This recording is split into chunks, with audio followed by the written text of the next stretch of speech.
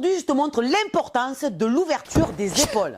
Je vais te détailler un mouvement qu'on retrouve dans le kata Basaidai. Tu verras, grâce à l'ouverture des épaules et en sollicitant tout ton corps, tu auras un mouvement qui sera explosif et tu vas te régaler. Allez, donc si je te prends ce mouvement ici, dans Basaidai, on en voit beaucoup, malheureusement, qui sont ici, qui vont tout de suite, regarde bien, tourner les hanches.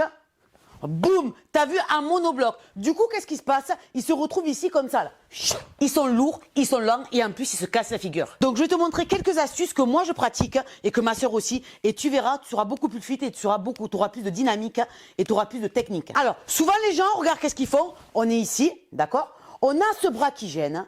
Les gens, ils vont croiser, mais la main, ils vont la laisser là-bas. Du coup, ils se retrouvent avec cette épaule ici qui viennent là, bloquer et ça alourdit énormément. Du coup, moi, qu'est-ce que je fais en numéro 1? Je vais venir dégager mes épaules. Et je vais t'expliquer pourquoi. Il y a 2 points que c'est important pour dégager les épaules. Règle numéro 1, c'est qu'ici, le fait que je sois ouverte, d'accord, derrière, ça me simplifie room pour ma déclinaison et ma rotation.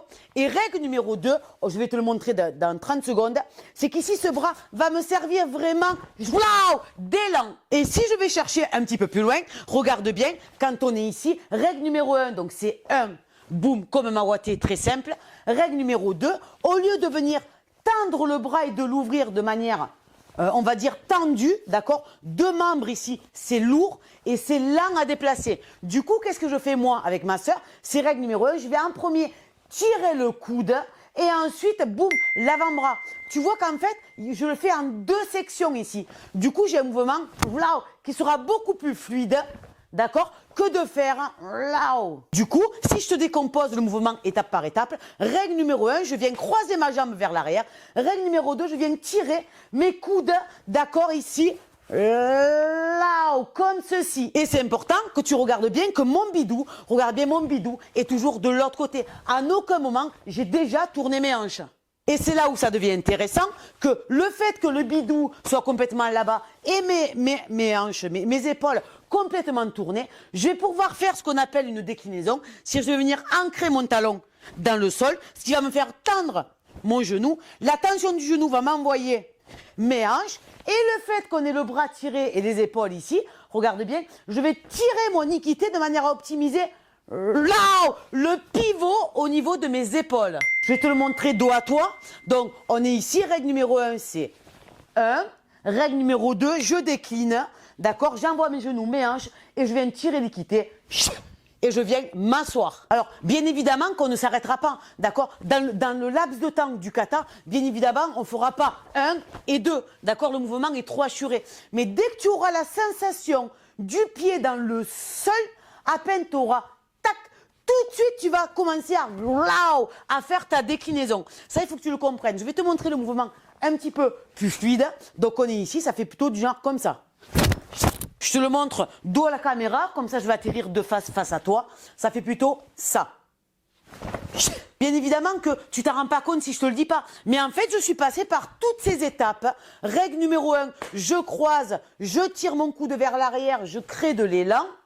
Règle numéro 2, déclinaison au niveau du bas du corps et tirage de l'équité pour tourner et j'oublie pas de m'asseoir. Si jamais tu n'as pas l'habitude de faire comme ça, ce que je te propose, c'est vraiment de faire étape par étape comme je te l'ai démontré. Ça sert à rien de vouloir tout de suite le faire vite et fort. Pourquoi? Parce que tes anciens automatismes vont reprendre le relais et tu ne pourras pas le modifier. Du coup, quand tu vas le travailler, tu vas faire en premier ton histoire de je tire mon coude et je vais ouvrir. Tu vois comme je fais là, ici. Et quand tu auras stabilisé, tu penseras à bien ancrer ton talon, tension de la jambe arrière, pivot des hanches, tirer ton équité et venir t'asseoir dans le sol de manière excitée.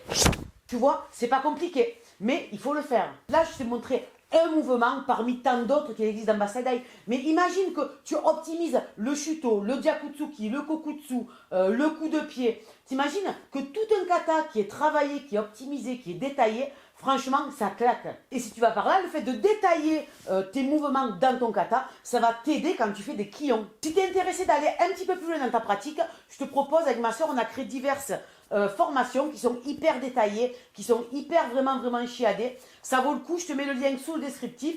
Elles sont à moins 50% jusqu'à dimanche soir minuit. Donc n'hésite pas d'aller voir un tour, tu verras, il y a vraiment de tout. Il y a une formation sur les coups de pied, sur les katas tous les katas décortiqués.